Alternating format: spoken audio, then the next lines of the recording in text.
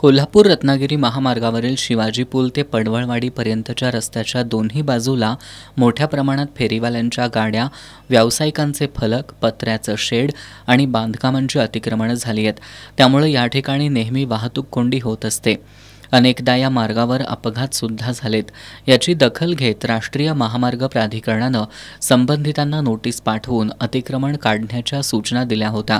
त्यानंतर काहींनी स्वतःहून अतिक्रमण काढून घेतलं होतं, मात्र काही व्यावसायिकांची अतिक्रमणं जैसे थे होती।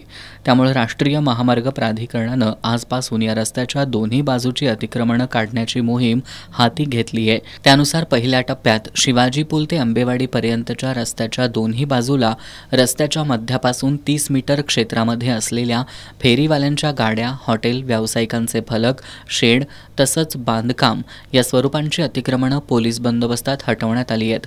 अतिक्रमण हटवण्याची ही मोहीम आणखी काही दिवस चालणार आहे।